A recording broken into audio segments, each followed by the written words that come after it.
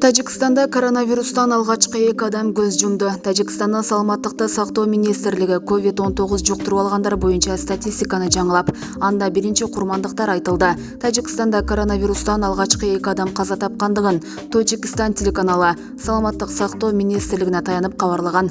Статистика боюнча 2 майда 2 киши COVID-19дан кайтыш болгону белгиленген. Өлкөнүн коронавируска каршы иш алып баруу боюнча республикалык штабынын маалыматына караганда, Тажикстанда 1-илдет 30 апрелде катталган. Анда дароо 15 кишиден оору табылган. Алардын бирөө Согди, ал эми 5-өө Душанбе шаарынан чыккан. Булак Спутник KG.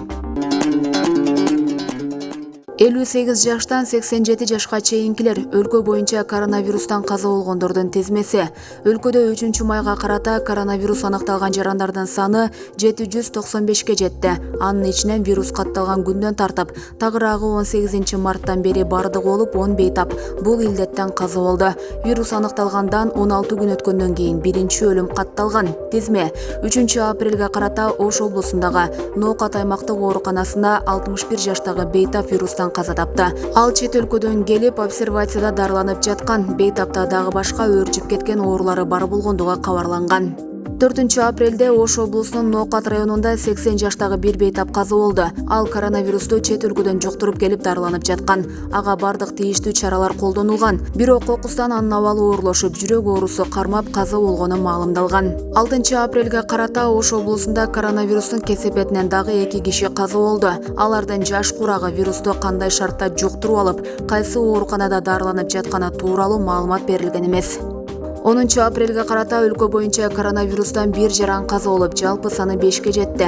Маркум 87 жашта болгон. Ал Ноокат районундагы оорукананын жандандыруу бөлүмүндө жатканы айтылган. 20-апрелде өлкөдө коронавирустан 2 бейтап каза болду. Каза болгон бейтаптын бири Чүй облусунан аял киши 70 жашта, экинчиси Ош шаарынан 79 жаштагы эркек киши. Каза болгон жарандардын өнөкөт оорулары дагы болгону маалымдалган. 2-майда республикалык клиникалык инфекциялык ооруканасында 2 бейтап каза болду.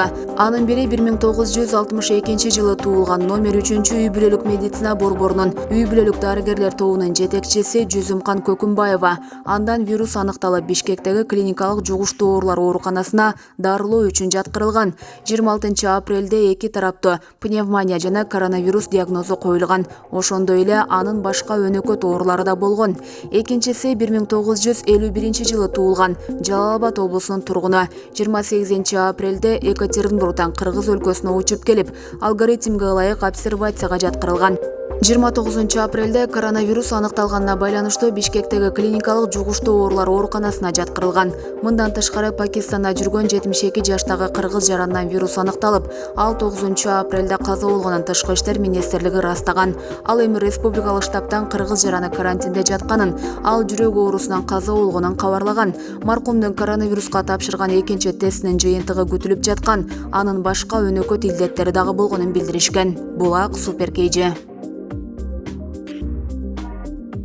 Каза болгон дарыгердин үй бүлөсүнө 1 миллион сом кенемте төлөнүп берилет. Коронавирус айынан көз жумган Бишкектеги номер 3-үй бүлөлүк медицина борборунун дарыгери Жүзүмкан Көкүмбаева ооруну кесиптешинен жуктуруп алган. Бул туурасында республикалык штабтан билдиришти. Маалыматка караганда, ал өзү иштеген бейтапкананын ага чейин коронавирус жугузуп алган медицина кызматкери менен байланышта болгон.